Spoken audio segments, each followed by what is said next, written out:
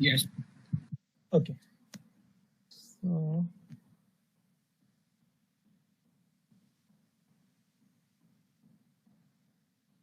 So this is the topic of the day, health information exchange. And I'm going to elaborate on health information exchange and the national level health information architecture that we are planning. So we have already discussed about the type of health information exchange models in the morning session.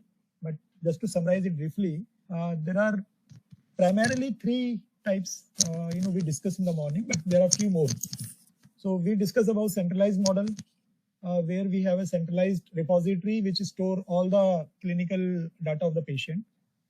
And US started with this model, but this was a failure point for them because the single centralized model from a scalability point of view, from a failure point of view, is a single point of failure actually. So a lot of performance issues come, a lot of failure points happen. So this was a major, learning from that model that it is not suitable for any country of a larger size like India. Then, other models were highlighted like federated model. We discussed in the morning this whole federated architecture. It talks about, data owned by the respective organizations. And there is some mechanism of sharing and exchanging that data using a national interoperability. And there is a federation of different exchanges. It's not like one single exchange. It's a multiple exchanges that can act in consistent manner with each other. So that is a federated or distributed model. The third model is the switch model, basically. This I did not spoke in the morning, but I'm going to cover it because the health claim platform envisaged by NHA is exactly the switch model. And that is why they use the word claim switch, processor switch, this thing, that thing. So what is a switch? Switch is not a health information exchange, but switch is an enabler component in the health information exchange. It is a service that enables the exchange of information across multiple entities. But there are certain conditions in that, and I will elaborate more, on the further things. So one is all the organizations are identified in the switch. Basically, it's not a kind of any organization can join in that. Organizations are well identified. Like for example, all the providers and payers have to register with the SCP platform before they allow the claim submission. And then there are certain standards to be followed. There are certain minimum certifications to follow. For example, NHA talks about the sandbox model. So this sandbox is like a test environment where they want to certify all the providers and payers to use their APIs, to test their APIs before they kind of hook to the claim switch. So it's not like any technology model will work in there. It's kind of well-defined APIs are there, well-defined interfaces have been defined, and using those well-defined hooks, the different entities talk to each other using a switch. The switch model is exactly what SCP is talking about. Then we have the patient managed model. Patient management model is exactly the PHR that we are talking about. Like patient can carry their own electronic records, and they can subscribe to the services that enable them to direct exchange their data. So basically, our architecture in India, what MDHP talks about is not just federated architecture. It's like a brand of two things. It is actually a federated architecture plus a patient-managed health information exchange architecture. So both the things they are talking about. They are also talking about EHRs, fiduciaries, but at the same time, they are talking about the PHRs also. So it's like so the last thing as in the slide is there. It's a hybrid model actually. It can be combination of any 2-3 models. So in our case, it is a combination of federated and hybrid model. And on the payer side, we will have the switch model. So these three models are going to be there in India for the health information exchange. Any questions here? Anyone? Would it be safe to say that if you're an open source, if you're planning an open source architecture, then hybrid is obviously the better choice. Switch will have its limitations. Consolidated will have its limitations. So it would have to be a hybrid of maybe federated and whatever else. So basically, yeah, definitely, open source technologies have a very definitive role to play in that, and we can very well achieve the federated hybrid model using the prevalent set of open source technologies. Number one, but for the NHA platform perspective, the claim side, the payer side perspective, I think the switch model is the right one. And the reason simple is because in the switch model, there is a directed exchange between the identified set of provider organizations and the identified set of payer organizations who are already kind of registered in the digital contract database. So basically, if you see the federated architecture, then any entity can exchange the data with any other entity. But in case of health information, in case of claim exchange model, there are the participant entities which are kind of already registered organizations who are involved in the submission of the claims between the provider and payer thing. So anybody cannot attend in that. So this is more like a directed exchange. And this is already part of the hybrid model, because if you see, even in the claim side, they require to access the patient clinical documents during adjudication.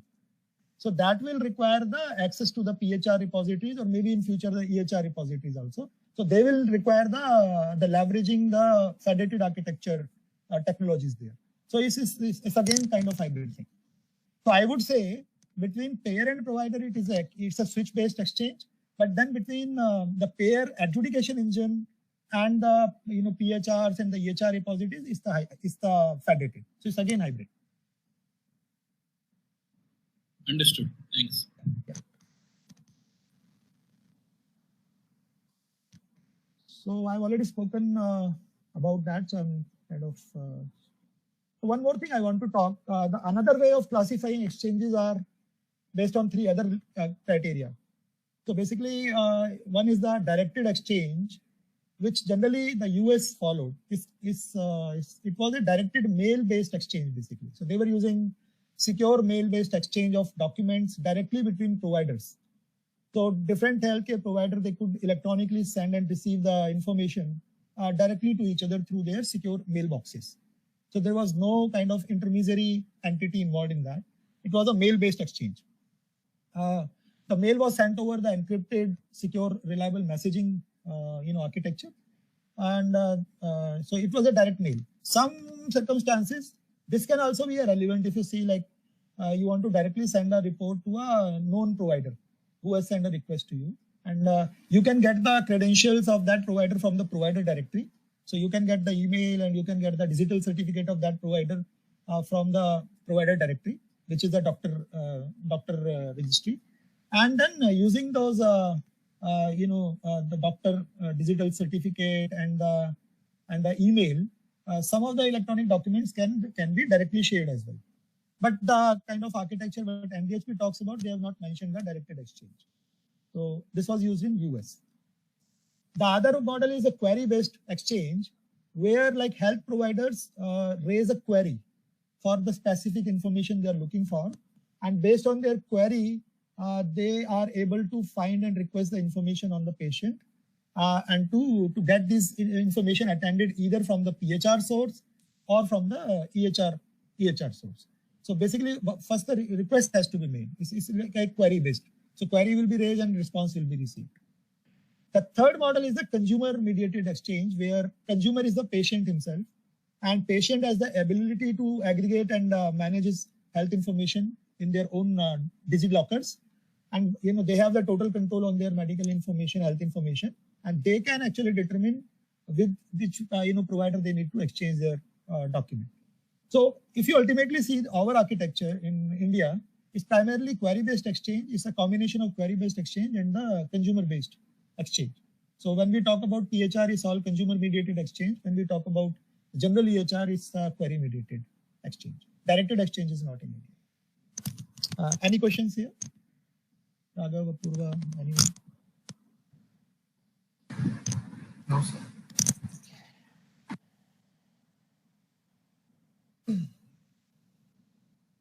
So this is the architecture we are kind of proposing for India, the Indian Health Information Exchange architecture. So we have kind of highlighted all the layers here. The complete enterprise. This is a complete enterprise architecture of the HIEAF. This is a piece here I'm working with Vivek. So the data architecture speaks about the entire data landscape of the country, and this is actually in alignment with the layer 2 of the NDHP. So it talks about the core data layers, which includes patient identification, anonymizer, consent, security, etc. And it talks about data standards. So all the clinical standards, MDDS, so all sort of EHR standards. And then it talks about federated data lake and the data warehouses. So this data warehouses, the government level data warehouses will be maintained by at the state level and the national level. National level will maintain aggregated data lake. Yeah. Somebody want to ask anything? Okay. So the application architecture, basically we are talking about two major things here. One, we are talking about the EHR repository. The other, we are talking about the PHR. I already spoke about this thing in the morning. So generally we have the concept of fiduciaries who will be maintaining the storage of the data and who will be responsible for ensuring the security, privacy, consenting part of the data while exchange. Even the PHR can, so basically what can be done, PHR is a patient view of the data. So actually data is somewhere stored on the cloud and this data is virtually partitioned by the patient view. So all the documents pertaining to a particular patient and he can access all these documents like these documents are stored in his own vault. So Microsoft Health Vault architecture or, lot of, vault architectures, wallet architectures have been defined in the country. So two prime models have been kind of emerging out of the latest technology. One is a blockchain based health information exchange model is emerging out. And many organizations has recommended that in India.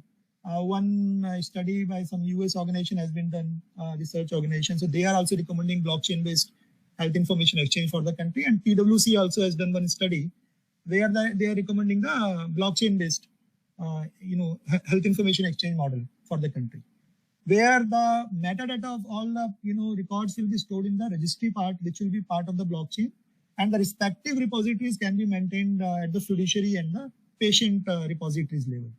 So actual data will not be part of blockchain. It will be only the metadata which will be shared across. And since blockchain is a shared ledger, so everyone who is participating in that blockchain can access those pointers across the country. So this is still a technology choice, how the government want to go with that. The other is the simplistic conventional health information exchange, that I'm going to talk about, which is generally followed in most of the international countries, including the Canadian Infoway, how they are kind of using. So I will talk about that. So they talk about EHR registry and the repository model. So generally all the clinical documents are stored on repositories, multiple repositories, and there is one registry per instance of exchange. So as I talked about, there can be multiple exchanges. There can be like Airtel exchange or there can be like Idea exchange. There can be multiple exchanges. Even within the same state, if it's a bigger size state like UP, Bihar, there can be multiple exchanges. And each exchange can be managed by a different tech vendor. But each exchange should have one registry and it can have multiple repositories. It can have multiple EHR repositories. It can have multiple PHR repositories. All these repositories can be on different fiduciaries, maintained by different fiduciaries, but ultimately there has to be one registry. And this EHR registry will maintain the record pointers, basically pointers of all the records, which are somewhere in the EHR, basically. It is somewhere in some repository. So the pointers of those records have to be stored in the EHR. It's like a location pointer. It's like a telephone directory. So if I want to see the number of a particular person before calling him, I will just check the index part of the directory, and I will check in the index using some alphabet or something. I will check what is the name starting with what alphabet, and based on the index, I will find the page number. And to that page number, I will get the detail of that person. Same way is index of the book. Similarly, we have a EHR registry which maintains the index of all the records, which are maintained in the repositories.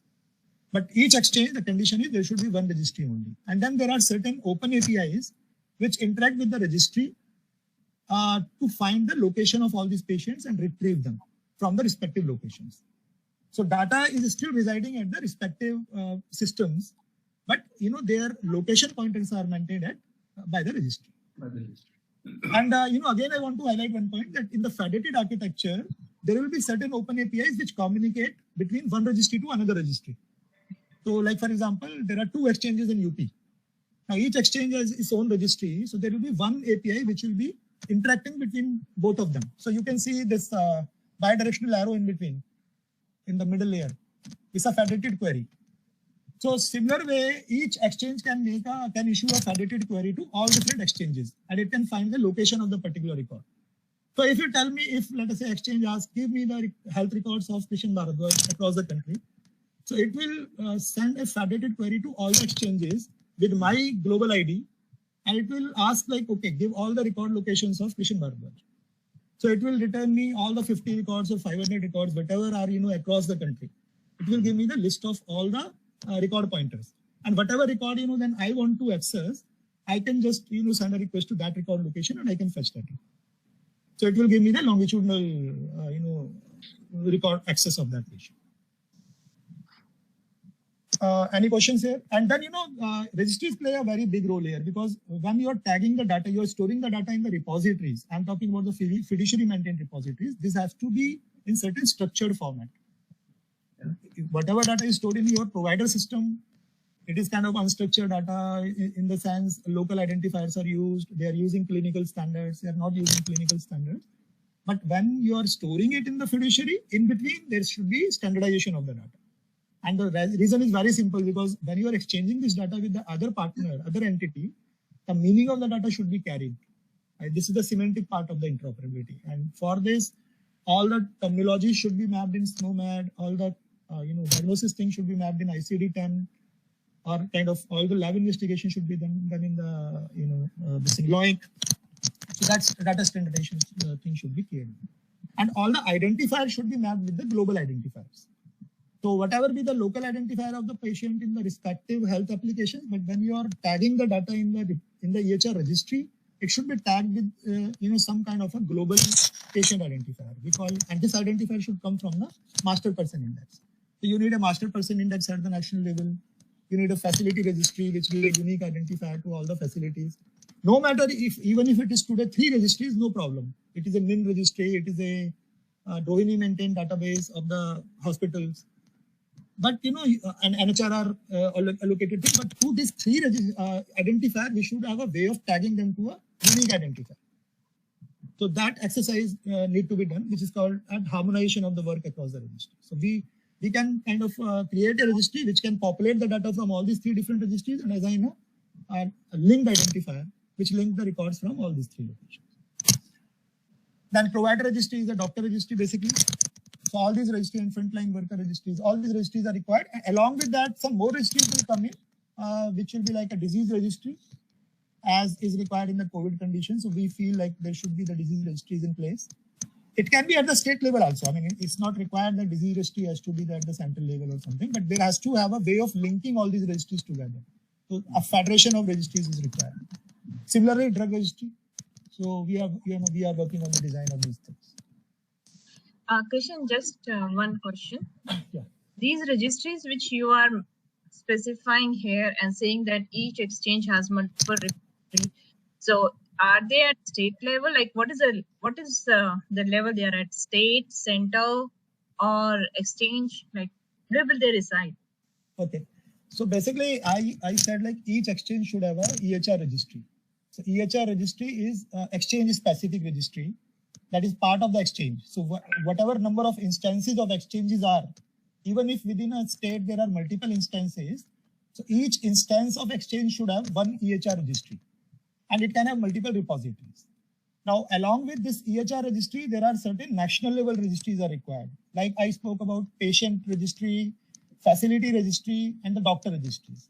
These all have to be at the national level. National level, centralized national level, right? These are centralized national level. And then we have the health worker registry. Again, health worker registry has to be at the central level, but there can be certain directories as well. So along with the health worker central registry, you require the employment directory, some kind of application which is maintaining the payments of the health worker, employment detail of the HR part of the health worker. Those applications will be at the respective state level. But there will be a single place at the central, at the central, maintained at the center, which is kind of holding the records of all the health workers which are registered across the country. Similarly, we need a drug registry at the central level because we need to allocate a national level drug code to all the drugs. So that has to be at the central level. And, then disease registry, we can take a decision whether we can make a disease registry at each, state level, maybe district level also. And then there has to be one single, central registry, which is kind of holding the pointers of all the records, which are updated somewhere in the state level registry. So that can be maintained at the state level. Okay. Okay. Thanks. So then all these, components are stitched together by an interoperability layer. So we need a strong SOA-based interoperability layer, which kind of integrate all these components together. And this is a service bus architecture, SOA.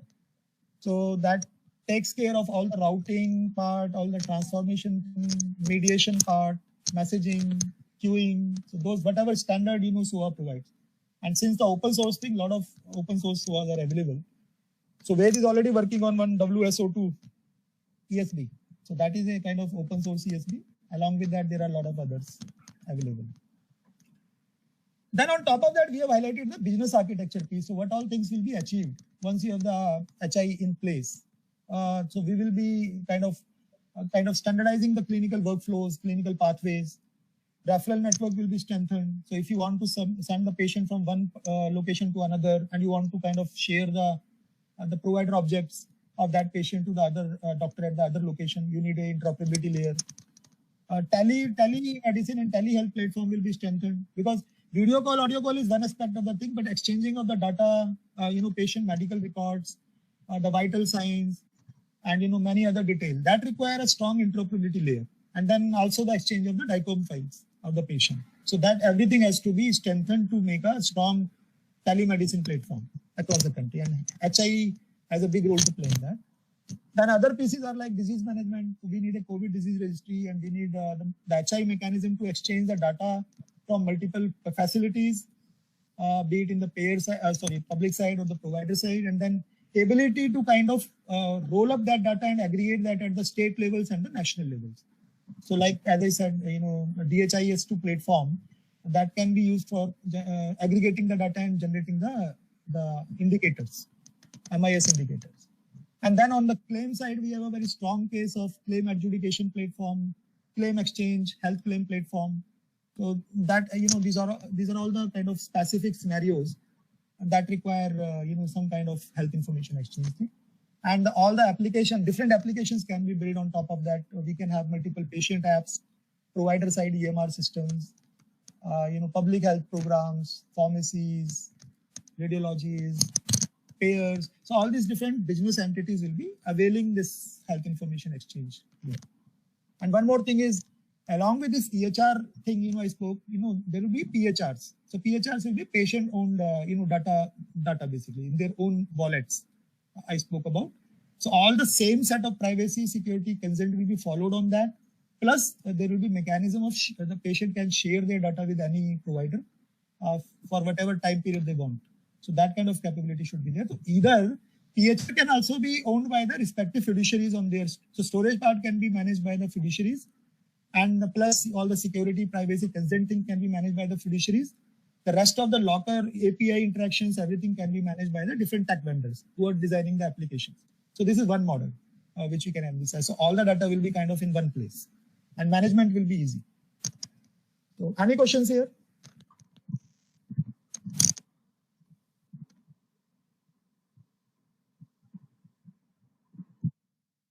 This one slide I've taken from Kiran's slide deck.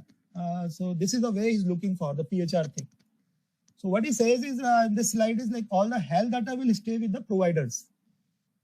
In the bottom layer is showing all the hospital diagnostics or clinics or labs or whatever. So data will be actually residing there.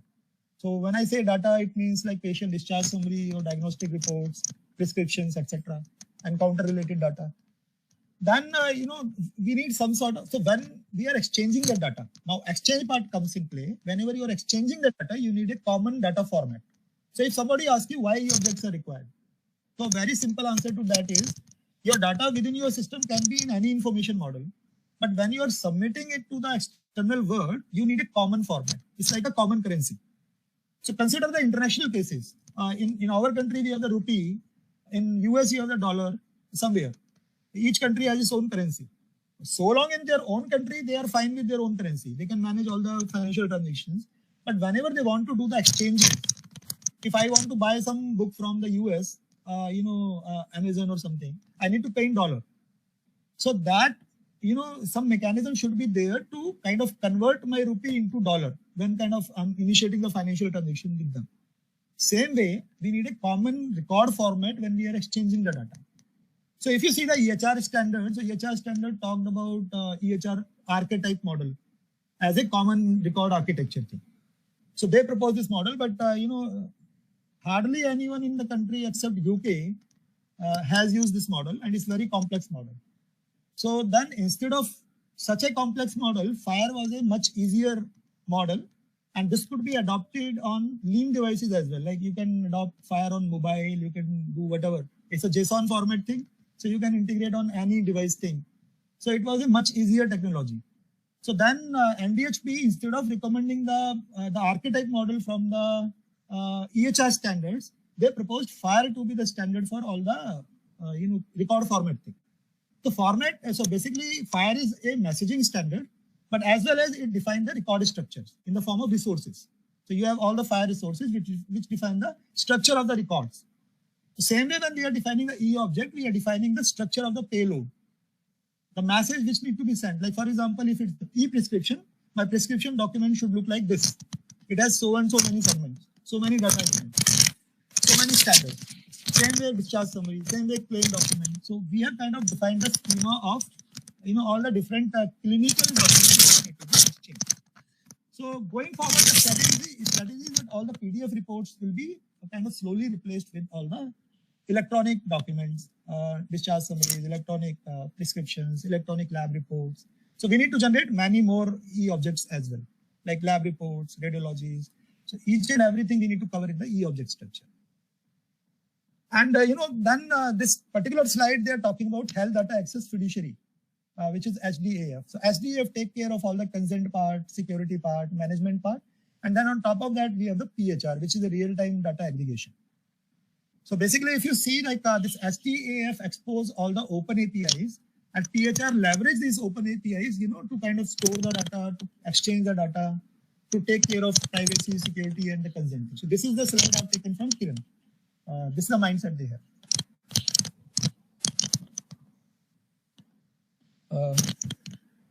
Raghav, any question here? Or anybody else?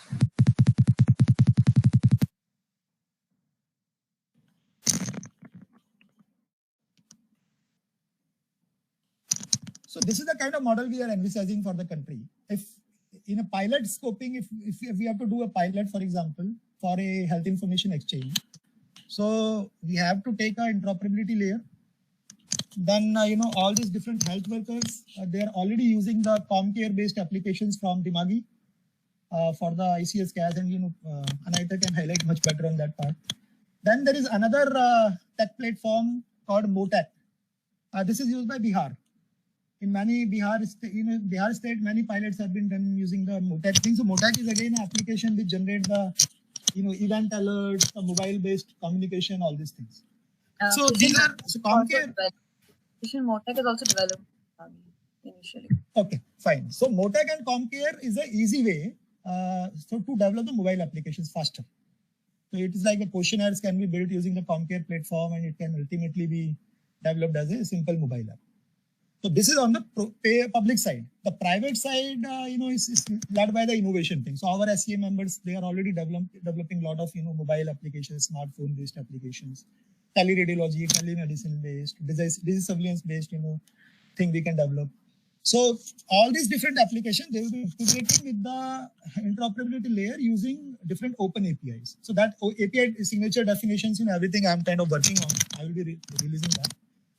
Now on the source application side, you have all these different applications which will be connecting together. So we have kind of, all this analytical kind of applications where you need to aggregate the data, and also you need DHIS2. DHIS2 is commonly used in the Kenya, Africa, and it's funded by the BMGF. So it's used in many countries. So we can propose this model for the small scale pilot thing. Then we can take all these mobile applications, clinical record systems. So our SCA members are already building the HTIS products. Provider TMS we can include in that. Then hospital information system, laboratory information system, and many more systems, payer TMS and all these things. Then we need the different registries. We need a facility registry. We need a client registry, which we call as a patient registry. We need a personal health record repository, which Unimagnet is working as a MediLocker. We need the registry of health terms, which is the code directory things we are working. So we are kind of working on designing the schemas of all the code directories and the MDDS elements. Then we need the registry of health workers. So design part we have done. So all these registries also we can take the simple OpenHI model. So OpenHI has done some piloting. We can take some of, so although it is not at the national level, to be honest, but for the piloting scope, we can take some of the components, from what they have done to develop these registries, at least at the pilot prototyping stage. And all these different parts will be kind of stitched together using the interoperability layer. So basically, using that, we can do a small pilot, which will be showcasing the simple health information exchange model that we are proposing. So, any questions here?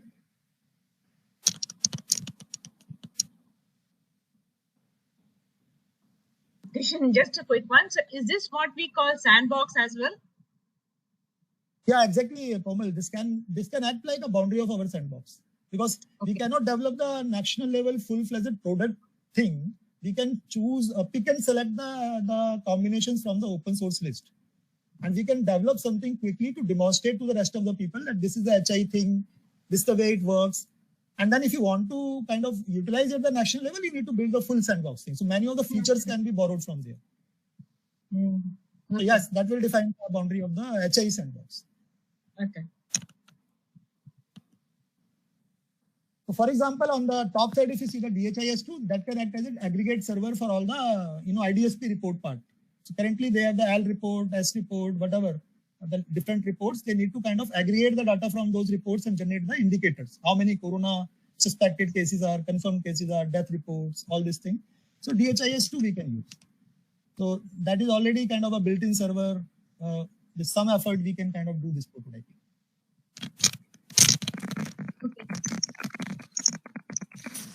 Another slide, I'm kind of highlighting the health exchange APIs, how it will leverage in the payer-provider interaction and how it will benefit the NHA thing.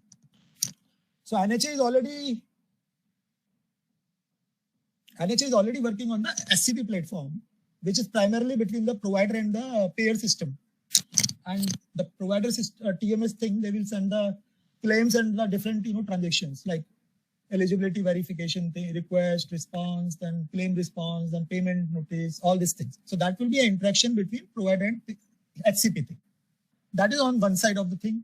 The other side of the thing, SCP will talk to different payers and it will route the respective information that is coming from the provider side and it will route it to the respective payers. So on the payer side, there will be a payer TMS system and that will be kind of processing the claims, adjudicating it, doing the fraud management part or kind of data insights and all sort of.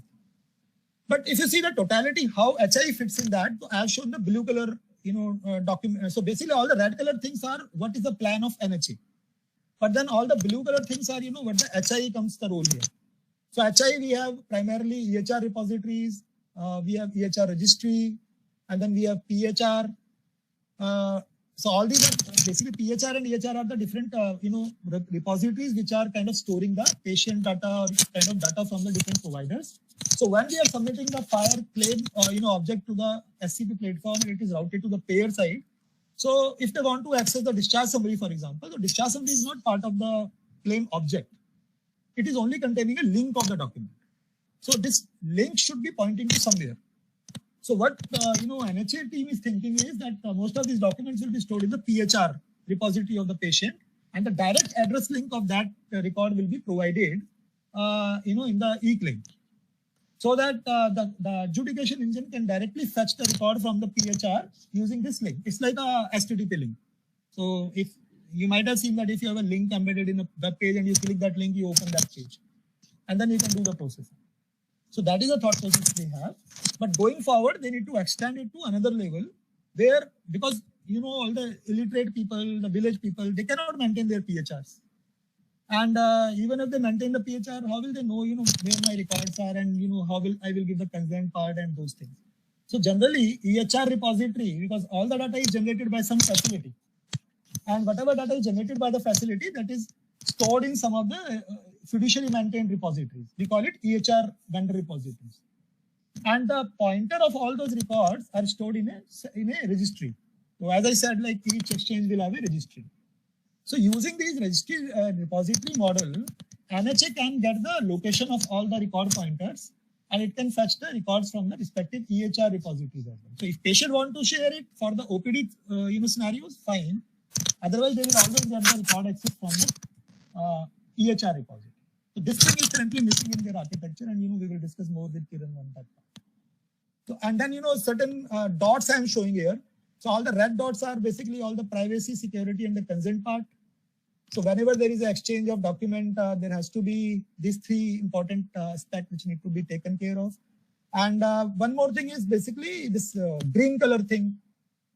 If you see in this on the top, so you have on the top you have the registries, and the green color arrow is basically the interaction between the registry to get all the identifiers. So this interaction will be at the SCP level also, and this interaction will be at the registry level also, and the PHR level also. So you need all these interactions. And then you can see the yellow color arrow on the upper left side of the page. Between the EHR repository and EHR registry, you have the yellow color arrows. These are basically the lookup things between the registry and repositories. So registry is like a book index. Repositories are actually your records. Now, there can be n number of repositories, but to look at the exact location of the record, you need to see the index to quickly find the location of the record. Yeah. So this is the interaction between the two. So HIE will play the role here. And as I said, like in federated HIE, this one registry can send the request to all other registries also. So this will be kind of a telecom model, as I many times discussed that. So this way you can retrieve the record from any of the other exchange, and that will act as a federation between the exchange. So those are the missing components which once they plug in, that will make the complete exchange of the clinical document of the patients with all the security, privacy thing, consent thing taken care of, all the PHR, EHR, and the health claim part. So this makes the complete scenario for the health information. Any question here? So what we are doing is we are kind of elaborating each of these frameworks. So we are working on what this consent thing should look like, because the mighty consent will not consent framework will not be sufficient. That is more from a financial perspective. So we are defining it from a healthcare perspective, how this consent thing will look like, how this data privacy security thing will work, what are these different API interactions will be, what the PHR structure will be. So all this thing will come as part of our HIEF report that we are working on.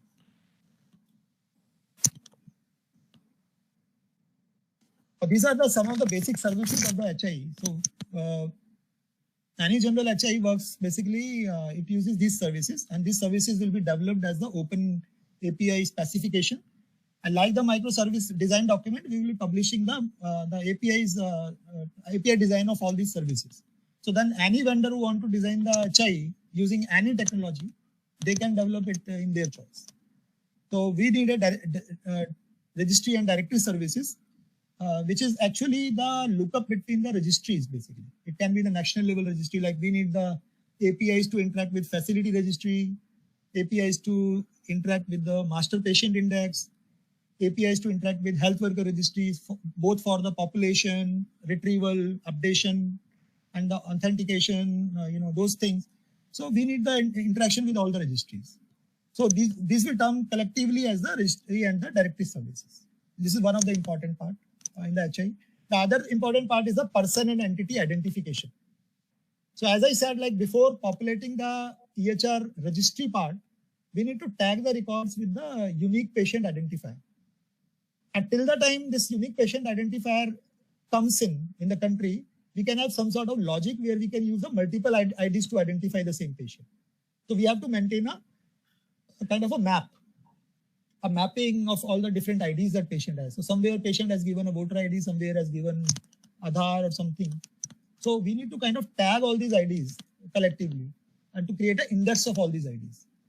So basically entity identification, we need to follow the probabilistic and deterministic algorithms. So already well-defined EMPI products are available, which kind of do the patient matching based on the deterministic and probabilistic algorithms. So deterministic means when you exactly identify the patient based on some 4 or 5 demographic attributes, name, date of birth, etc., mobile number. Probabilistic is when you have kind of closest matching between the records. Sometimes I give my mobile number for my family member, although this is not his mobile number. So that will also come in the probabilistic matching, but that can be done by some human review, or some mechanism can be provided to identify this is the ID of the same person. So then another service we require is the record locator and search service. I will talk more about it in the slide. Identity management we need because all the service security, privacy thing we need to manage, and consent management and secure data transfer. So these are the minimal services, MVP services that need to be designed in a HI. So registry part, I've already spoken of. So honestly, if you see, each hospital maintain a master data table. Even today, if you see any HIS system, they always have a master table where they are storing their facility detail, organization ID, different branches of that hospital. Then under that, how many employees are working, they are giving the user IDs to them.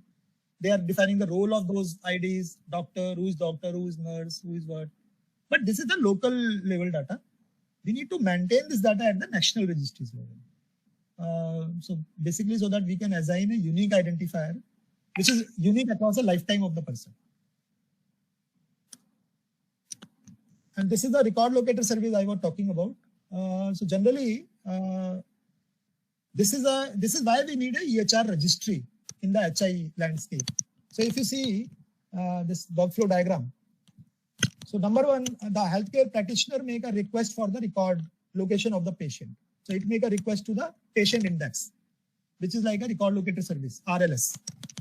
Then this RLS either him itself find all the record locations, and then it requests the other HIs also to provide the locations of the record. Because, for example, some of the records it might be maintaining, some of the records other registries might be maintaining. So it will issue certain service. So it will first search its own directory, its own database, and then it will make a request to all other registries also to provide the location pointers. And once it gets the complete information, it will return the complete index of location of patient records to the practitioner. So now practitioner has a complete list of the location, like this hospital patient has got this treatment, this hospital patient has got this treatment. So it has a patient unique ID, it has a provider unique ID, it has a facility unique ID. So that is why registries are required here. And then, using this index, the healthcare provider, now you can see the green arrow here, it make a request of the patient record from the clinical data source. So because he has already got the location, so now he make a request to that location for the required. Now this location can be a PHR, this location can be a EHR repository. So anywhere his records are, it will make a direct request. And that source will service the request, and it will provide the patient medical health records. This is the fourth part. And before kind of providing that, it will take care of patient consent thing. It will check the patient consent document, whether this is allowed or not allowed. So all this, data privacy, security, all these things will come in. And after following this privacy part, security part, it will provide the patient records. And finally, it will also publish any location of the new medical record, which is populated in that repository. So this is a pink color arrow on top. So whenever a new record is updated in the PHR or any EHR repository, it is populating the index of that in the record locator service. So record locator service plays a very important role in kind of coordinating between the repositories and the source systems. So if you see the Canada model, again, Canada model record locator service has a very important role to play. So the same model we kind of proposing for the country. So this is a well-established process in the federated architecture. Canada Infoway, Dr. Pankaj is an expert in that. He has already worked in that. So this is the closest architecture to the federated architecture thing that we are talking about. And it's one of the successful HI architecture across the globe. Any questions here?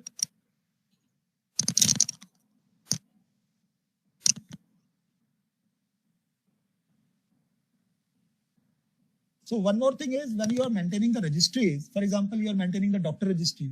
So along with the doctor details, you can also maintain like the digital signature of the doctor, or like the email address of the doctor if doctor allows to do a direct messaging. And if you feel like certain corner scenarios, you want to do a direct messaging of the data as well. So those kind of different hybrid models are possible and permissible. Basically, so Those are also kind of thing when you already know this doctor has put the request and doctor has given the authorization, and patient and doctor already has signed a consent. So instead of routing this complete route, you can do a direct secure messaging as well. So those are the different technology models that we can discuss with the different expert teams, whether we should do a hybrid thing or we should just follow the federated architecture in the true sense. This is the identity management part. I think Priyanka asked in the morning one question like, what are the different security controls to be followed? So some of the things, I have kind of highlighted here, and we will be detailing it out more. So one is on the credentialing side, we need to take care of the authorizations and the certification part. So digital certificates are required, and it will define the, so we need an attribute level access control. But till now, nobody is talking about attribute level thing. So when I'm saying attribute level, within a single record, there can be sections of the record which patient want a different kind of access control. For example, in a given episode, 2 or 3 different morbidities are kind of detected along with the primary diagnosis. Now, some of the morbidity data are kind of sensitive patient data, which he does not want to disclose with others. So when he's sharing that episode data to the other provider, he wants to share the rest of the thing, the main diagnosis, everything he wants to share, but he wants to hide that morbidity related detail. So how is it possible if you're kind of allowing the control at the complete record level, whether kind of make completely secure everything or kind of remove security from everything? So it's kind of 100% or 0%. This will not work. We need an attribute level mapping where patient can decide, okay, I want to show all my primary diagnosis thing, but I want to hide this particular morbidity thing. And I want to allow only the access by the authorized provider only to this part, who is doing my treatment, not to rest of the people. So that kind of attribute level access control is required in the country. So that is possible only when you're defining authorization mechanism and the certification mechanism. On the provisioning part, we have the different identity access management things. It takes care of patient identity, authentication, access controls, directory services. So that take care of all your users, roles, the different identity management techniques. Then on the federation management side, because we have the federated architecture, so whenever we are exchanging the data from, for example, in the NHA case, we are saying that whenever claim will be sent from provider to payer, it will be signed by the digital cryptographic keys of the SCP as well as the payer. So this everything comes in the encryption and certificate part of that thing. So that takes care your data is not kind of tampered. It takes care of confidentiality, integrity of data. So that certificate exchange thing need to be taken care of.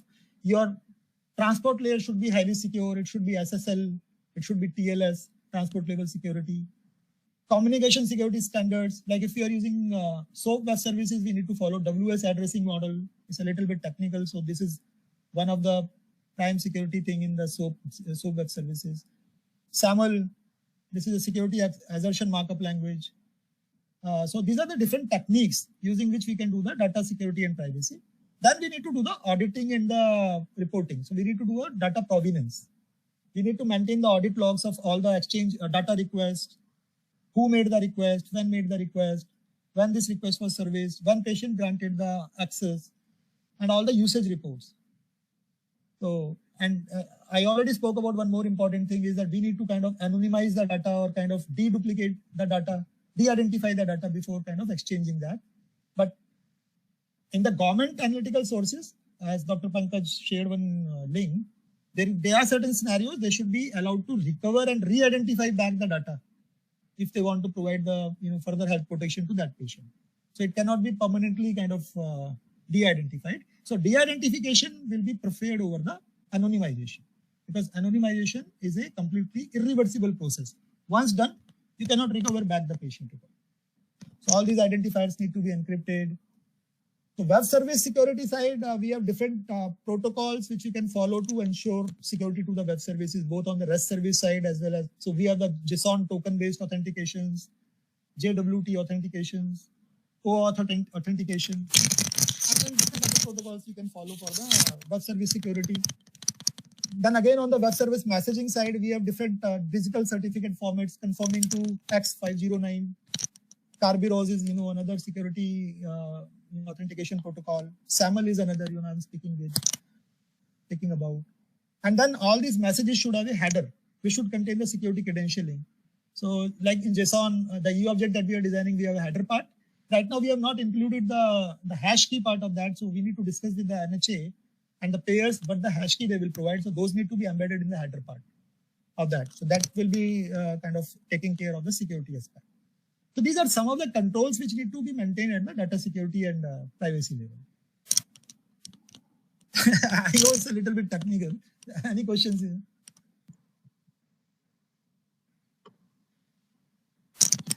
Just small, small question. Like from a patient point of view, how will patient know that what level of access he has to provide, right? He may not want to give all the history of him or just till last certain time or till last certain episode. So that's how it is going to be. See, this is a good political question you have raised. Now, if you see this answer, I mean, there are two ways of answering it. One is the purely technical approach of giving the answer to this question. And the other is the kind of different, aspects related to that. One is kind of educating the patient. And if you see the total population of the patient, how many patients know what is the consequence of hiding or unhiding a particular record? At best, exactly. They can know. So at best, they can know is like, okay, if there is some patient is HIV patient, he doesn't want to disclose it to his HR. He has hidden it completely. So basically, that may be sensitive to him. But rest of the thing, he may not be aware, what disease he want to hide or unhide and how much extent he want to unhide or hide. So primarily, what I feel is one is the education part. And then the illiterate segment of the country, you see, they are totally unaware. They don't know the consent at all. So even if you do the Gramvani programs and all, and you teach them in some simple language, कि भाई अपने records को save कराओ, share करने से पहले किसी को मत बताओ, all sort of things, they will understand something, but they will not understand the full implications. So primarily what NDHB is saying is, and what I feel is, health data fiduciary should have a bigger, understanding of the total overall implication of the data. And whenever you are kind of providing any sensitive patient thing, it should be tagged in a certain manner at the point of capture of the record. If this is a sensitive patient data, it should be flagged in the clinical systems. Ye wala data jo hai sensitive data. And then all the sensitive data should have a different policy of data security and privacy and consent than the rest of the records. So ultimately, provider is the best, judger of that thing. तो जो doctor है उसको पता होता है कि ये जो मैं अभी एपिसोड में जो रीजन दे रहा हूँ ये सेंसिटिव इन्फॉर्मेशन है कि नहीं है. खुद मुझे भी नहीं पता. अगर आप मुझसे भी पूछोगे तो आई विल नॉट से कि what is sensitive, what is not sensitive. So he should be kind of we should be mandating it for all the clinical providers. Number one, to flag somewhere in the clinical systems that this is a sensitive data. Number two, we should give the responsibility to the fiduciaries to assign a different level of security and privacy to that sensitive portion. And maybe using patient OTP thing, or maybe kind of making a call to the patient IVR or जो भी कुछ करके उसको बताया जाए कि भाई तुम्हारा ये sensitive record है, you want to share that or not. So that kind of consent framework need to be brought in. Okay. अभी बाकी टेक्निकल में तो एवरीथिंग 100% या 0% वाला चल रहा है. अभी पेशेंट को बोल दोगे आप कंसेंट दे दो तो दे देगा ऐसे ही. उसको क्या पता. It can't be 0 and 100%. It has to be somewhere in between. So that is what I'm saying. We have to follow attribute level control, not a record level control. Right. Yeah. So some examples there. For example, the PNDT Act. Under the PNDT Act, the gender of the child cannot be disclosed, even though the radiologist may have studied it and it is part of the study record, but it cannot be disclosed. So it's a sensitive record. The second thing is MTP. Under the MTP Act, the MTP details cannot be disclosed. So, it's up to the woman to sort of decide who, when, and if at all. But it's a sensitive record. जबकि हमारे country में वो implement ही नहीं किया है. मतलब it's available to everybody. Which woman underwent how many MTPs? It is a public health thing. Everybody knows it. I mean, this is absurd actually, but under the MTP Act, clearly that record is sensitive and cannot be declared. HIV, the positive HIV cannot be declared. So these are the kind of things that have to be marked sensitive, and then a separate level of security has to be assigned. Yeah. So, sir, what I'm feeling is we should publish a white paper on this basically. Okay, what kind of records should be marked as sensitive and how we should control those sensitive records in the overall strategy. भैया मैंने किया था, report को फाड़ दिया गया. Sir अब नहीं पढ़ेंगे, कोविड के बाद नहीं पढ़ेंगे. नहीं, simple thing. MTP is a public health thing which is known to everybody. By law, that is illegal.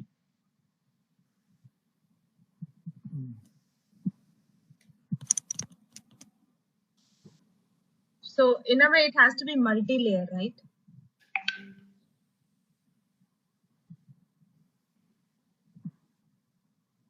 Yeah, it has to be multi-layer. So, basically what India needs is a law like HIPAA. Right. HIPAA very clearly states that, it is the clinician's judgment that is supreme. So the clinician has to decide.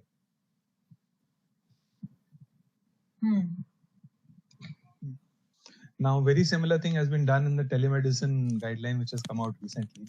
All the liability on the head of the clinician, which is called as, registered. And the RMP has to decide as to what is sufficient. It does not, so, the telemedicine guideline doesn't say what is sufficient. It says sufficient, left to the RMP to decide. Okay.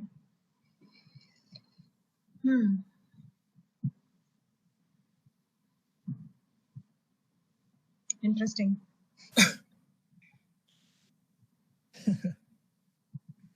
Yes. So as I said, like consent management is 80-20 principle, Komal, in your language, Pareto law. So basically 80% is all policy related thing and 20% is only is technology. So yes. The exact question what we are exact question what we are discussing is all policy related things. Right. Yeah. So technology wise, we have the extensible access control markup languages available, AccessEML, which I'm going to propose in my design. And because this is not being spoken in the MIT consent framework architecture or neither by the iSprit team, the work they are doing. So we need the attribute level consent security, but the scenarios we are discussing. And that can happen only when you have a declarative access control policy language kind of thing. So it is a markup language. And I think Kiran is already aware about the policy markup thing. He talks about policy markups in different other contexts. So for consent, we exactly need a policy markup language. So this is so already AccessEML is a well-defined established framework, technology framework available to us, and we can leverage it. So that will help us to kind of mark a certain part of the record as sensitive, certain other part of record with a different policy. So it will be defining the policies. And then we will have the policy enforcement engines, which will be kind of rule engine, which will be enforcing those policies at the real time runtime. So that will ensure the person who is accessing, he has the credential to read it or to write it, to store it. Now, if patient has revoked that consent, so automatically that storage should be flagged off. So that document should disappear from his storage. For example, the payers. All the documents which are exchanged from the provider to the payer, they should not be allowed to store at the payer side for infinite time. They should be allowed only for the claim adjudication part. And even in the fraud detection part, at max, they should use the anonymized or deduplicated data. Because what they have to do with the patient mobile number or those things, other things. So ultimately, that can happen only when we are defining a markup language and we are enforcing these rules. So that consent assumption framework thing, I will be covering in my design.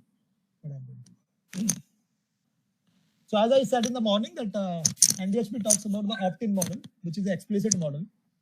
Opt-out model. So, opt-in model. Data not exchanged by default until patient consents. So by default, nothing will be assumed. By default, it will not be assumed that patient has given the consent or not, but there are certain corner conditions which have been raised by different organizations. Like what will happen if patient is unconscious, is brought unconscious in emergency, his record need to be exchanged with other provider and is not in a position to give his consent. So there certain kind of relaxations to the law can be given, consent can be given, but that record should be secured by other kind of security controls. And that is again for a limited time period, till the time patient is in a position to give his consent back. So those kind of privileges related things need to be defined in that consent. Now this is a data control, transport thing we are talking about. So Dr. Pankaj has always been saying that we should have a level 3 security. I would say it should be level 3, 4 kind of security. And we discussed about the 7 layers of the thing. In one of my HL7 related class, I covered these 7 layers. Starts from the physical layer, which is actually your Ethernet, modem, optical fiber, whatever. Next level is data link layer, which is your VLAN, WLAN, etc. Then network layer, you have IP4, IP6. And then on top of that, you have transport layer, which is TCP or UDP. And then on top of that, you have the application layer. So in my opinion, and what people generally say is we should have security at the application layer, transport layer, internet layer, minimum. So we have different models for this, and we have kind of TLS, transport level security, SSL, and on top of that we have secure networks, using the virtual IP networking or MPLS, those kind of things. So we should ensure the data packets are secured, and then we should have the encryption, decryption of the data packets, digital signature. So all these techniques should be followed for securing the data.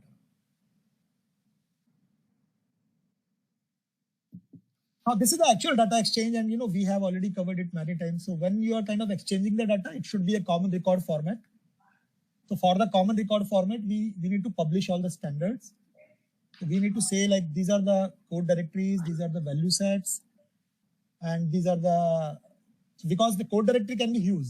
So for example, like we have more than 70,000 ICD-10 codes, but now COVID has come. So suddenly different organizations, they are going to develop their own applications. We should be publishing all the COVID related SNOMED city terms, or whatever temporary ICD codes have been allocated to the COVID diagnosis conditions or lawing thing or whatever other thing. So this will be a subset of the complete vocabulary, which is covering COVID part. So we can say it's a COVID related value set, because it's a specific set of coding terms or different codes which are pertaining to COVID. The same way for NHA, we can have some specific terms which have to be used by the NHA thing. MOHW can also decide how many diseases they want to publish the value sets, because all the 70,000 ICD code, I don't think anybody is using in the country. So those will be the value sets basically, and we should be publishing that in some sort of terminology server. So that will be used in the data exchange part. The other thing is the standard information metadata to be included in the data transmission. So Ved is already working on the Jadoo software. So that will take care of all the data transformation at the API level. Then we will like to do some more research on that part, like the web ontology based mediation. So nowadays, US and different countries, they are talking about the RDF framework and the web ontologies, triplet stores and the Spectral APIs. So these are sort of different from the common traditional approach that we follow. So we will be doing some sort of research, I and Ved will do on that. Then over and above of that, we need the XSD schemas, so that different data engines, when they are kind of populating the data in different repositories or different data stores, they can do some sort of data mapping using those XSL based, XSD based transformations. So again, we are going to publish the MDDS elements based XSD schemas. So that everything will be used in the data exchange part. And so ultimate outcome of that work will come out as the data set, which will be our e-objects, code sets, which are all the code directories and the value sets we are publishing. The registries, we are already published the MDT elements of the registries, and now we have to publish the interaction APIs and the vocabularies, all the terminologies. So these all are relevant in the data exchange part. So basically, HIPAA conditions are quite elaborate. It talks about data de-identification and aggregation thing at the statistical level, safe harboring of data, limited data set, data aggregation thing. Our NDHP report, and I already covered in the morning, it particularly talks about anonymization, deduplication, encryption, decryption, de-identification. So we have to propose all these models, and this will be part of our HIE framework thing. So as I said in the morning, all the anonymization, deduplication should be handled as close to the point of source as possible.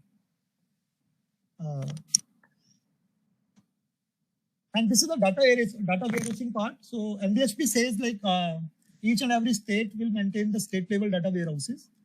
And over and above, NHA will have its own data insights project. So they will maintain their own data warehouses. Plus national level, we will have the data warehouse for all the indicators. So basically data warehousing is like, it's an act of putting data into some sort of database in a denormalized manner. So normal database is highly normalized. In the data warehouse model, we have the schemas. We have the star schema, snowflake schema. So we have a different way of designing the meta models of the data warehouse models, and it's primarily used for analysis purpose. So we have dimensions and we have facts. So this is a bit of different from the translational databases. So analytics is basically like a science of analyzing the data using different tools. And nowadays we have got very advanced tools also. So we have got, so the traditional analysis approach is the OLAP approach, which is online analytical processing. So like we have got all the data, we have loaded it in the data analytical models. So first of all, we collect all the data in the staging area. We do all the transformation part in that. Then we load the data into our analytical models, which are generally developed in star schema model and everything. And then on top of that, we build the metrics, indicators, dashboards, KPIs, and we get all these reports. This is a traditional OLAP model. Now the advanced models are predictive model, neural network, fuzzy logic, decision trees, data mining, or genetic algorithms, business intelligence. So those kind of things are used in predictive modeling as well as the reason-based, AI-based approaches basically. So those are kind of detecting the patterns in the data. So if today is certain thing, based on this pattern, what will happen, after a certain time? So kind of making some inferences out of that. So this is a data lake architecture we are working in our HIEF report. So we have kind of identifying all the data sources. What are the different data sources from NHA standpoint, from the provider space standpoint, how the data onboarding will happen, how the data integration thing will be happening in there, and how will we discover and explore the data patterns out of that, what will be the strategy for visualization and analytics, and what will be the intelligence trends out. So these are the different techniques and technologies that we will be used in this overall analytics thing. So Hadoop is for the big data thing, you all know. AWS is the cloud storage. So this is a data lake, federated data lake architecture that we kind of envisaging. So Vivek is working on that part. So on the left-hand side, you can see all the different data sources. So these data sources can be fiduciary repositories. These can be patient PHR repositories, or this can be directly some government sources or some other databases. So all the data will be kind of first extracted, loaded, and transformed into some systems, some staging areas. We call it ELT. So there is a fundamental difference between the two terms, ELT and ETL. So ELT is extract the data from the system, load, you mean load it in the staging area, and then transform, which is kind of transformation after loading. तो पहले तुम सारा कचरा ले लो, इकट्ठा कर लो और फिर उसको ठीक करो. That model is called ELT. और दूसरा मॉडल जो है वो ये है कि extract, then transform and then load. If you get the data, transform it before loading. तो यानी कचरा पहले ही हट जाना चाहिए उसको स्टोर करने से पहले. तो primarily ETL is more expensive strategy than ELT. Because ETL में आपको रन टाइम में सारे ट्रांसफॉर्मेशंस करने पड़ेंगे और तब जाके आप उसको स्टोर कर पाओगे. तो आपका जो run time cost of processing होगा बहुत बढ़ जाएगा. So generally we are kind of recommending it from the government standpoint to say ELT will be a right approach because you are getting the data from all the sources. और भी data sources आएंगे, like you have the IoT based sensors, you will have point of devices, and then teleradiology, telemedicine, sensor-based devices होंगे. So your basically data is the new oil. This is a term everyone is using. So generally, when you are getting such a larger magnitude of data, so ELT is the right approach to start with. And after you have loaded all the data in the staging area, obviously that data will be anonymized, deduplicated, and then on top of that, the quality controls will be processed. So the Q part is all the quality control related things. That will be the data cleansing part, data transformation part, feedback part. So those things, like for example, conversion into MDDS thing or whatever other data standardization approaches need to be followed. And once the data has been kind of cleaned, that need to be loaded into the state level data lakes.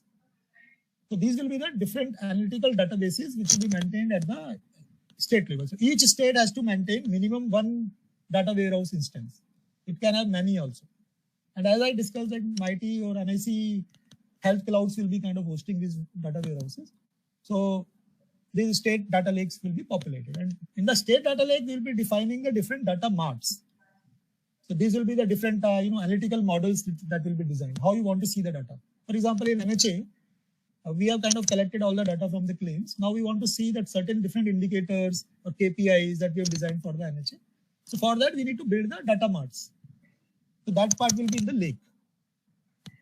And you can see like, there will be different tools that will be required. At the bottom, I have mentioned all the tools here, like metadata, governance tools, data security, privacy, data service bus. So data service bus is required for connecting all these pieces together, because from the state data lake, you need to push certain data to the central data lake. So you have another data lake, central data lake.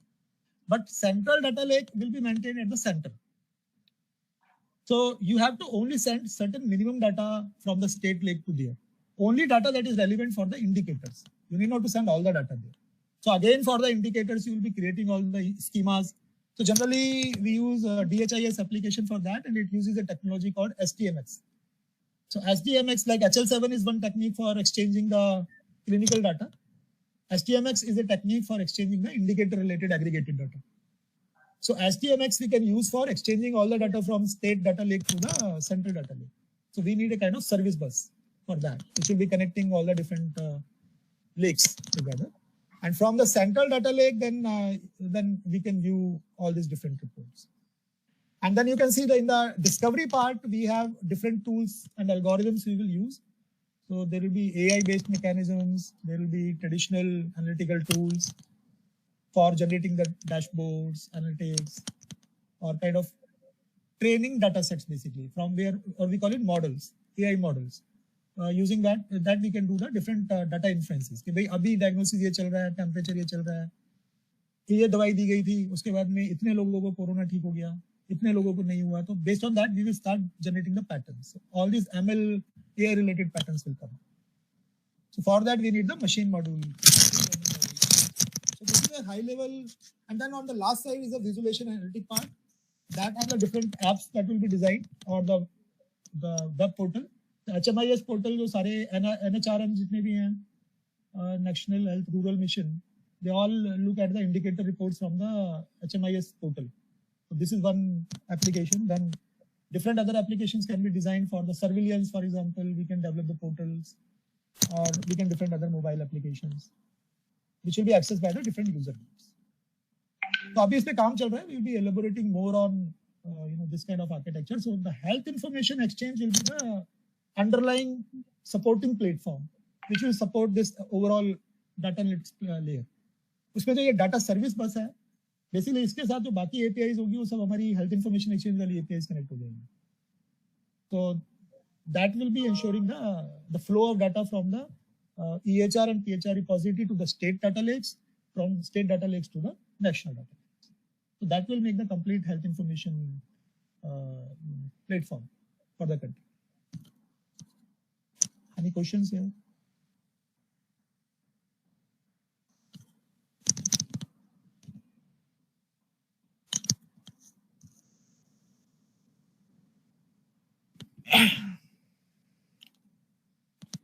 Anyone in the analyst side, analyst team, want to ask any questions? No, sir.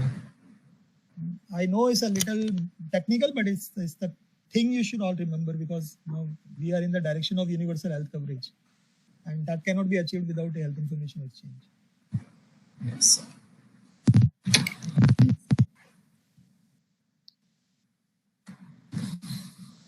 I think that's all for the day. Thanks, Krishan.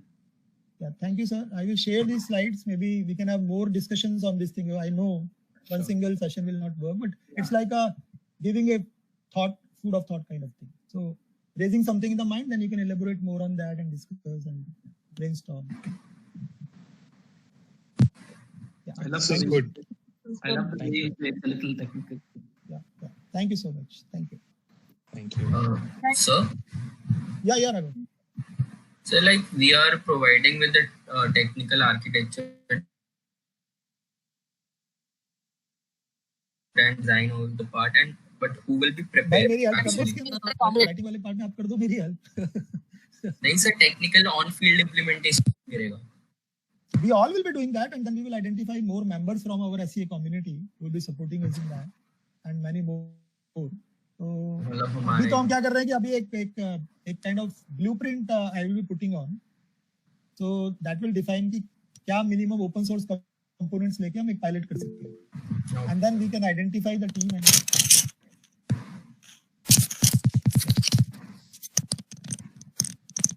So basically, Raghav, one more thing is maybe in some of the session I will give you the basic definition things also. So जैसे इसमें some of the things are like, okay, so I want to cover that part. You can still see my screen? Yes. Yes sir. One minute.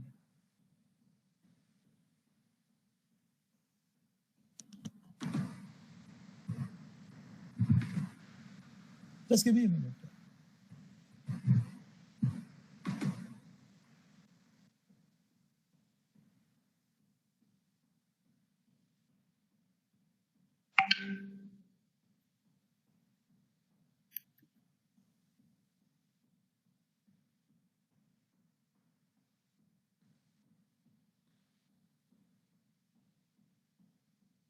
Okay. So please let me know once you're able to see the screen. So some of the terminologies I have been using, so I want to kind of talk about those terminologies for understanding of analysting, because it's a little bit technical jargon. I will try to talk about. So one of the thing I'm talking about is the health information exchange. So Raghav and everyone, are you clear with health information exchange thing? What is that? Yes, sir. Yes sir.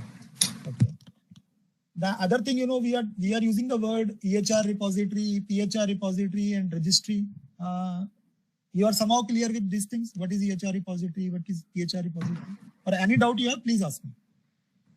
Sir, I have a concern regarding the directories. What's the difference with that? So I think one of the session I covered that part.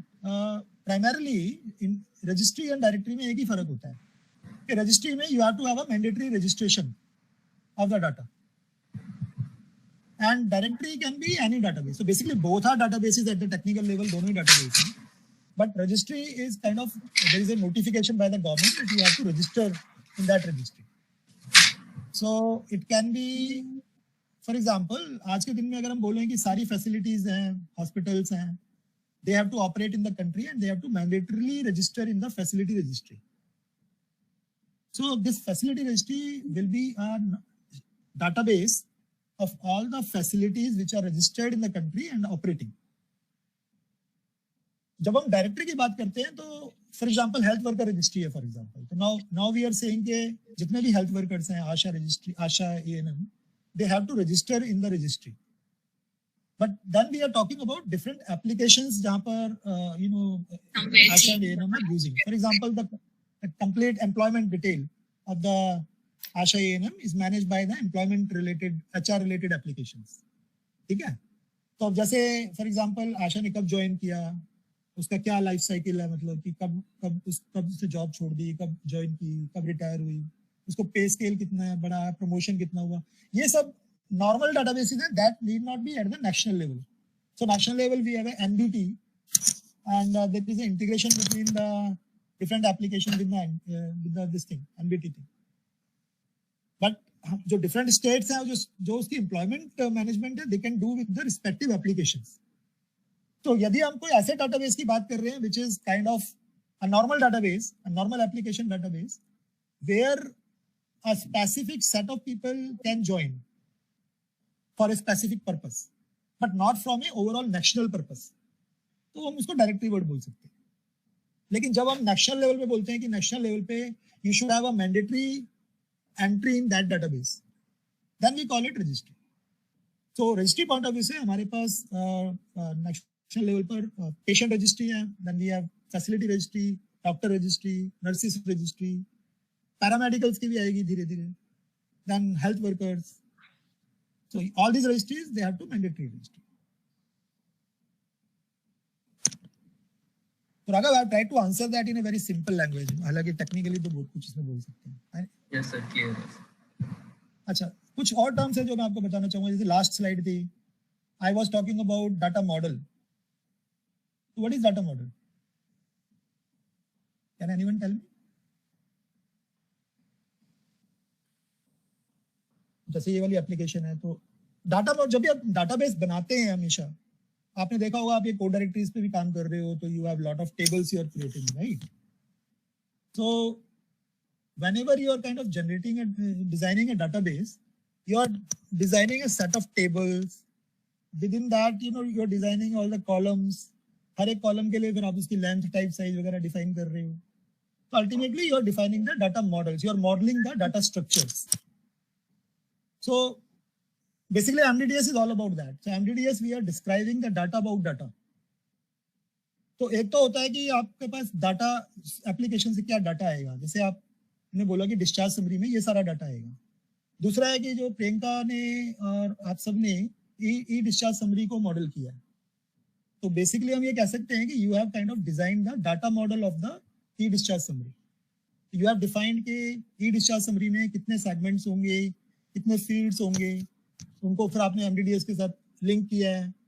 Then you have done a fire mapping of those elements. So you have sort of defined the data model for that. कल अगर ये sheet किसी को दे दें हम लोग और हम उसको बोले कि डिस्चार्ज समरी के लिए आप एक डाटाबेस जनरेट करो, तो he can create a database out of that sheet. So it's not necessary कि ये एक टेबल होगा. It will be a group of tables. It will be multiple tables, and these tables will be linked by primary key, foreign key. तो पूरा जो है database का model generate कर सकते हैं वो using these key object structures. That is a data model. Raghav, any doubt in that? नहीं सर, समझ गया. अच्छा, दूसरा जो एनालिटिक्स के अंदर, तो primarily what is the difference between analytics platform and the data this thing transitional database. तो जो भी एप्लीकेशन होती है, हर एक एप्लीकेशन के साथ एक डाटाबेस होता है. जैसे आप कोई भी HIS बना रहे हो या क्लिनिकल सिस्टम है, सबके साथ एक अपना एक डाटाबेस होता है.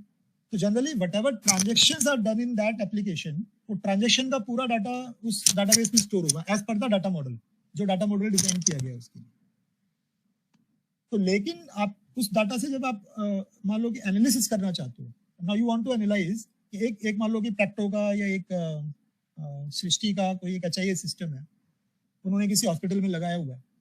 अब आप ये निकालना चाहते हो कि how many patients under 25 years have fallen sick with cold and cough. तो इस तरह की जो क्वेरीज होती है ना, ये जनरली एनालिसिस क्वेरीज होती हैं कि इस पर्टिकुलर एज ग्रुप के कितने पेशेंट्स हैं जिनको ये कंडीशन हुआ है, ये ट्रीटमेंट कितने का क्या इफेक्ट उन पे हुआ है. तो generally this kind of analysis data query we can do. I mean normal systems के अंदर भी हम करते हैं, हम लोग SQL प्रोग्राम्स लिख सकते हैं, we can generate all this reports.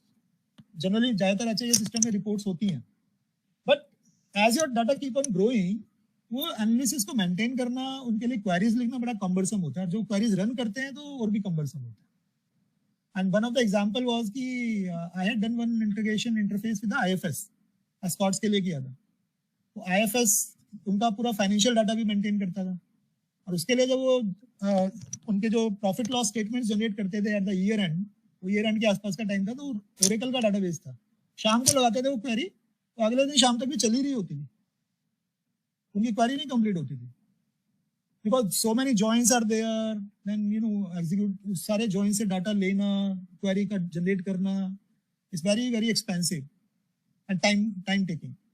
तो इसलिए there is always a requirement of a separate database which store the data in the different manner so that you can use the analysis out of that. तो तुम्हें analyse करना है कि कितने सारे patients हैं जो पिछले 6 महीने में जिनको ये वैक्सीनेशन दिया गया था, एक्स वैक्सीनेशन देने पर उनमें वाई इफेक्ट हुआ, उनकी हेल्थ कंडीशन इंप्रूव हुई या उनको डेथ हो गई. That kind of data is a huge set of data. तो उसके लिए हमें जो क्या करना होता है कि नॉर्मल ट्रांजेक्शन डाटाबेस से हमें डाटा निकाल कर उसे लोड करना होता है डाटा वेयरहाउसिंग एप्लीकेशन के अंदर. तो जनरली लोड करने से पहले देयर आर सर्टेन स्टेजेस. पहला स्टेज होता है कि पहले हम सारा डाटा एज इट इज डाल नहीं देंगे उसमें. पहले हम एक सिमिलर डाटा बेस क्रिएट करते हैं जो हमारा एप्लीकेशन में होता है, उसको हम बोलते हैं staging database. And we load the data from the application and load the data. उसके बाद उसमें जो भी ट्रांसफॉर्मेशन करनी है, कोई क्लींजिंग करनी है डाटा की, जो भी ऑपरेशन आपको करना है, and then we will do the actual creation of the data analytical models. तो जो एनालिटिकल मॉडल्स होते हैं वो डिफरेंट, जो मैंने आपको बताया था कि स्टार स्कीमा होता है या स्नोफ्लेक स्कीमा होता है, उसमें हमको जो डिफरेंट जो आपकी जो डैशबोर्ड्स आपको जनरेट करने हैं या इंडिकेटर जनरेट करनी है उसके हिसाब से हम डाटा बनाते हैं. जैसे मान लीजिए कि आपने कहा कि पेशेंट का फैक्ट टेबल है. अब पेशेंट के आपको डायमेंशन क्या क्या होगी, डायग्नोसिस एक डायमेंशन हो गई और उसका मेडिकेशन एक अनदर डायमेंशन हो गया. तो ये सारे अपने फैक्टर डायमेंशंस को क्रिएट कर दिया उसमें. And then you have different ways of creating. आप स्टार स्कीमा बना सकते हो जिसमें आपकी एक फैक्ट टेबल होगी, मल्टीपल डायमेंशंस होंगी, या स्नोफ्लैक बना सकते हो जिसमें आपके it's like a constellation, multiple facts होंगे, मल्टीपल डायमेंशंस होंगे. तो ऐसा करके उसको आप डाटा क्यूब्स बना लेते हो. And then on top of that you can run your dashboards, your queries, and you create a visualisation layer on top of that. Visualisation में आपको डैशबोर्ड बना दिया, डैशबोर्ड में आपने इंडिकेटर्स बना दिए. तो this primarily generate your analytical dashboard. तो जो हमारा नॉर्मल वे होता है उसको हम बोलते हैं OLAP. तो one term is OLTP, which is online transaction processing system, which is your normal databases और ट्रांजैक्शन मैनेजमेंट होती है, जैसे आपका HIS हो गया, LIS हो गया. और एक होता है OLAP, which is your online analytical processing, जो आपकी डाटा वेयरहाउसिंग एप्लीकेशन. तो I was talking about the OLAP application. और एक वर्ड यूज कर रहे हैं लेक. लेक का मतलब ये होता है कि you are getting the data from any source in whatever format and you are kind of storing. इसमें कोई स्कीमा नहीं होता, इसमें कोई प्री डिफाइंड नहीं स्कीमा होता, क्योंकि आपको नहीं पता ना कि आप 10 एप्लीकेशन से लिंक कर रहे हो, 10 एप्लीकेशन में क्या क्या डाटाबेस है. तो आपने कॉमन, ये जनरली स्कीमा लेस आर्किटेक्चर होता है. स्कीमा आपका रन टाइम पे जनरेट होता है. It can store all sort of data. ये PDF भी स्टोर कर सकता है, ऑडियो वीडियो फाइल्स भी स्टोर कर सकता है. Then your FAIR objects can also be stored. Normal SQL database can also be stored. Ultimately, it can store all sort of data, and then it can use to populate the data warehouses. So, any other term, Raghav, जो आपको लगता है इसमें और confusion है तो पूछना. हाँ सर भाई. तो जो डाटा मैनेजमेंट टूल है बेसिकली, तो एज आई वाज सेइंग कि आपने सारा डाटा तो लोड कर लिया. अब डाटा लोड करने के बाद में आपको उसके अंदर फॉर एग्जांपल MDDS कन्वर्जन करना है. आपका डाटा जो है वो स्ट्रक्चर डाटा है, उसको आपको उसमें लेट अस से स्नोमैड में उसको ट्रांसफॉर्म करना है, उसके टर्म्स को, या उसके जो डायग्नोसिस है उसको ICD के साथ मैप करना है. तो यूनिट द टर्मिनोलॉजी सर्वर की जो APIs हैं वो चाहिए. इसी तरीके से आपका जो E ऑब्जेक्ट्स हैं, तो आपके पास फायर का ऑब्जेक्ट आ गया, वो पूरा रिसोर्स है, पूरा एक JSON का डॉक्यूमेंट है. आपको पूरा डॉक्यूमेंट प्रोसेस करके उसके इंडिविजुअल वेरिएबल्स को बाहर निकालना है. अब उसके अंदर आपका बहुत सारा डाटा है. तो ये जो सारी जो स्ट्रक्चरिंग आपकी डाटा की आपको डाटा ट्रांसफॉर्मेशन करना है. तो मान लो किसी डाटा के अंदर एक सिंपल एग्जांपल हम हमेशा देते हैं कि इसमें जेंडर कोड 1 और 0 आ रहा है, लेकिन आपको जो डाटा वेयरहाउस में डाटा भेजना है उसमें आपको MDDS के कोड फॉलो करने हैं. आपको बोलना है कि जेंडर में मेल होगा तो M होगा और फीमेल होगा तो F होगा. अब जो भी डाटा अलग अलग फॉर्मेट में आ रहा है, you need to transform it to a standard metadata, right. तो ये जो टूल आपको चाहिए, तो बेसिकली जो मेटाडाटा मैनेजमेंट टूल है, it is sort of all the transformation tools, all the metadata management related different technologies जो आपकी डाटा स्टैंडर्डाइजेशन में हेल्प करेगी. और इसमें AI टूल भी हो सकते हैं, ML भी हो सकता है, टेक्स्ट एनालिटिक्स भी हो सकता है, नेचुरल लैंग्वेज प्रोसेसिंग भी हो सकती है. नेचुरल लैंग्वेज प्रोसेसिंग में ये होता है कि आपने जो क्लोजेस्ट मैचिंग टर्म्स होगी उनको भी वो मैप कर देगा अपने आप ऑटोमेटिकली. तो ये सारे जो टेक्निक्स हैं basically to standardise the data into a standard format. वो यूज होता है। गवर्नेंस टूल से मैं ये कहना चाह रहा हूँ कि सेम डाटा है, लेकिन आप सेम डाटा हर किसी को तो नहीं दिखा सकते ना। अब NHA के अंदर certain financial related data only Indubhushan and the team want to see. अब वो मन्नू एंड स्मॉलर जो नीचे टीम मेंबर्स हैं PwC वाले तो नहीं देखेंगे ना उसको। So kind of you're managing the data governance कि which portion of the data will be owned by which entity. तो ये जो रोल एक्सेस होगा डाटा का, based on the role access जो आप उनको अलाउ करोगे, रीड एक्सेस होगा, राइट एक्सेस होगा, कौन रीड कर सकता है, कौन राइट कर सकता है डाटा को, सॉरी राइट तो कोई भी नहीं करेगा, कौन रीड कर सकता है, कौन कितने इंडिकेटर्स देख सकता है, कौन कितने डैशबोर्ड्स एक्सेस कर सकता है। तो ये सारा जो प्रिविलेज मैनेजमेंट होगा ये सारा गवर्नेंस टूल करेगा। And data security and privacy तो आपको पता ही है, व्हिच आई हैव सेड कि जो डाटा मैनेज आपने डाटा स्टोर किया है, कलेक्ट किया है डिफरेंट सोर्सेज से, यू नीड टू एंश्योर कि डाटा प्रोटेक्टेड है, एनक्रिप्टेड है, एंड उसका कंसेंट वगैरह जो है वो अचीव हो चुका है। डाटा सर्विस बस जो है इट्स लाइक अ बस बेसिकली, तो बस का वाली बस नहीं है, आपने सोच लो इट्स लाइक अ कनेक्टर। अब आप ऐसे मान के चलो कि there is a big pipe. अब let us say there are 3 or 4 systems which want to connect with each other। तो एक तरीका तो ये है कि आप सबको एक दूसरे के साथ डायरेक्टली कनेक्ट कर दो। तो उसमें तो क्या होगा कि आपको हर सिस्टम को हर किसी सिस्टम के साथ कनेक्ट करना पड़ेगा। Each system will connect to 3 of the other systems। और दूसरा तरीका ये है कि यू हैव ए मिडलवेयर जहां पर आपने सारे सिस्टम्स को मिडलवेयर के साथ कनेक्ट कर दिया। तो which of the approach is better? तो हब एंड स्पोक मॉडल हो गया ना कि आपने सबको डायरेक्टली एक दूसरे से पॉइंट टू पॉइंट इंटीग्रेट ना करके बीच में आपने गेटवे या सर्विस बस एक लेकर आए हैं। तो everyone is connecting to the service bus. अब उसमें से हो सकता है कि किसी को HL7 समझ में आता हो, किसी को फायर समझ में आता हो, किसी को SQL समझ में आता हो। तो ये सब अडेप्टर्स होते हैं, डिफरेंट अडेप्टर्स होते हैं। तो the different applications can connect to the same service bus in different ways. कोई API के थ्रू कनेक्ट करेगा, कोई डाटाबेस कनेक्टर के थ्रू करेगा, SQL के थ्रू, कोई फायर के थ्रू करेगा। But ultimately all these are connected to the bus. Bus के अंदर आपके पास ट्रांसफॉर्म करने का लॉजिक होगा जो आपका मेटाडाटा मैनेजमेंट टूल में बता रहा था। That will actually convert and transform the data into one standard format, and then it will load it to one common database. The common database आपका state level data lake architecture हो सकता है या national level data lake architecture. So these are the different tools which are used in the analytical layer. दादा कोई question इसमें? नहीं sir, thank you. इसको और थोड़ा पढ़ लेना, अगर डाउट होगा तो आई विल अगेन एक्सप्लेन। हाँ जी सर। और any other thing which I have missed out you want to understand? नहीं सर, ठीक है, sounds good. Okay, thank you so much. If you have any question, we can discuss again. Thank you. Thank you. Thank you. Thank you.